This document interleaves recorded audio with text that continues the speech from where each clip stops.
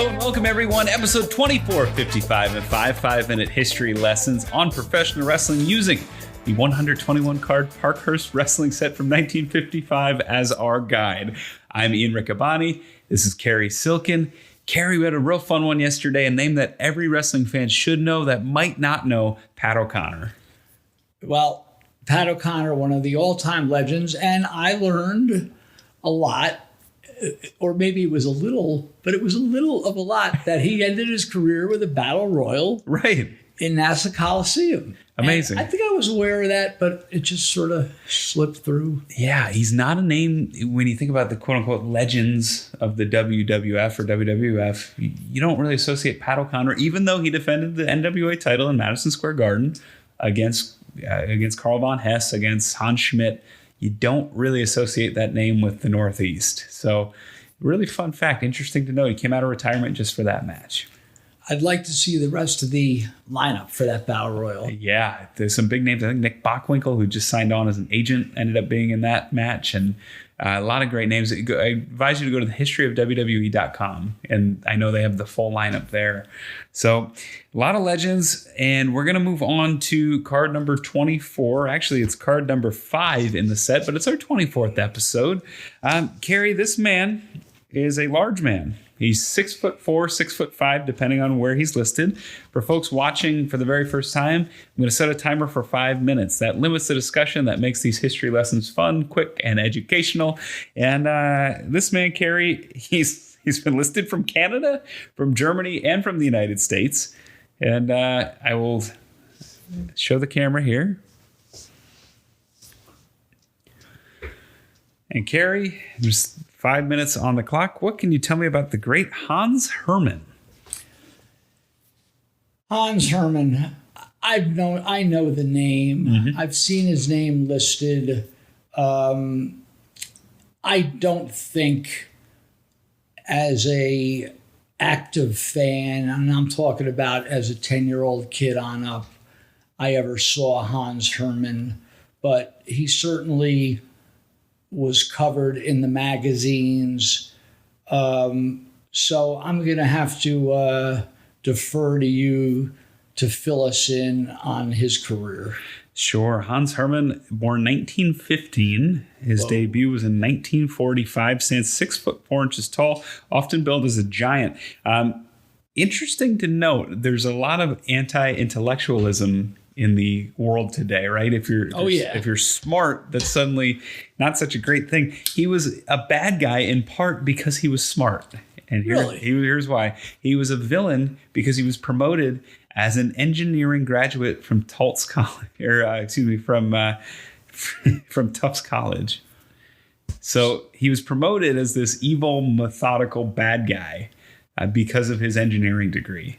Interesting. Right. And I said he was Canadian German. I guess the average wrestling fan was a working man, kind of blue-collar crowd. So having a man of scholar, a scholar with a high education was, who does he think he is? Right. Especially Tufts. Tufts was a very good school. It was tough. Yes. He was a villain. And do you know the name of his finishing move? No. So this goes back to the German references, the Prussian squeeze. Okay. Which I believe... You think that was like the claw hold?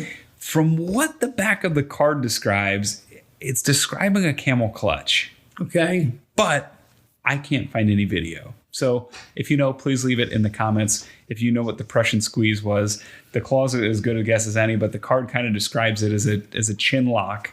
So I'm thinking it might have been an early form of the camel clutch.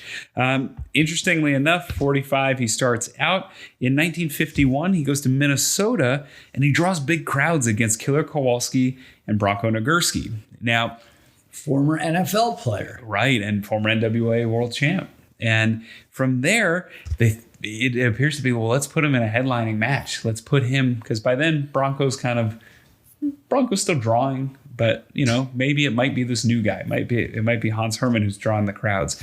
They put him against Lou Thez. The crowd actually drops 4,000 people. Goes from 6,000 to 2,000.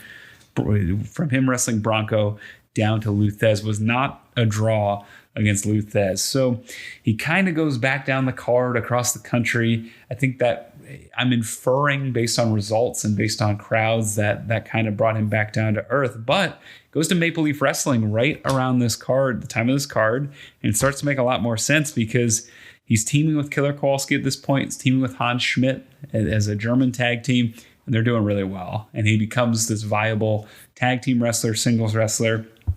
His biggest break comes toward the end of his career, goes to the NAWA, which we learned becomes the WWA in California, and is a regular opponent of Nick Bockwinkel early in Nick Bockwinkel's career. So what year are you talking here? 1960, 61, 62, around there.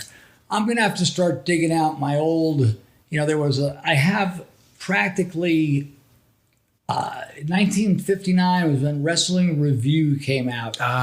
Quickly followed by The Ring Wrestling and Wrestling World. These predate PWI. Right. And these were monthlies. And I need to take a look at some of these. Because Hans Hermann name was certainly all over the magazines. Absolutely. And he became a big LA TV star as they got TV and they got rolling in the 60s again. He was a frequent opponent of Tom Zink, the other Tom Zink, and a frequent opponent of Ricky Starr, which we've talked about. The ballet. He did a ballet gimmick. The ballet, yeah. And that was apparently a nice feud that drew some money, Ricky Starr and Hans Hermann. So there you have it, about 4 minutes, 30 seconds on the great Hans Hermann. At 6 feet 4 inches tall, billed as a giant. Interesting Photoshop on this card. Take a look at that, Cary. Yeah. They photoshopped the roof out of the photo for some reason. It makes it look like a half indoor venue, half maybe space arena. I don't know what's going on there. I guess in this era, he's 6'5", 6'6". You're, a very big man. Right. And Killer Kowalski was pretty big too, about 6 feet. Think of the basketball players of the 50s and 60s. George Mikan was only 6'9", yeah. Well, a lot of the guys, the Bob Cousy's. Right.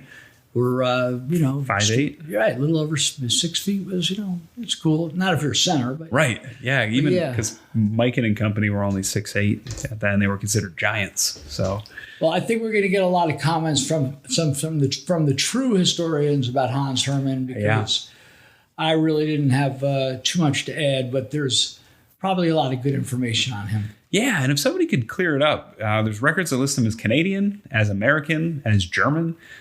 He at one point he's booked to go to Europe, and the advertisements for England list him as the great evil American. So if somebody could clear that up, that'd be wonderful. Leave it in the comments because honestly, it's tough to tell without looking at without digging up maybe his obituary, which maybe we could try and find. I'll go to newspapers.com and see if we can dig that up. But if anybody knows, leave them in the comments. Cary, number 24 in the books. Okay. We're moving right along. And that means you can join us again tomorrow night at 8 p.m. Eastern for the YouTube premiere, as you can every weeknight. So we're going through all 121 episodes. So, Cary, thanks so much. You're welcome. And I'd like to thank AJ, our producer. And if you want to hear more of Cary and I, go to Last Stop Penn Station on any podcast platform. And check us out on adfreeshows.com, where you can see the Last Stop Penn Station poster of the week. Thanks so much for watching and listening this week. Happy wrestling, everybody.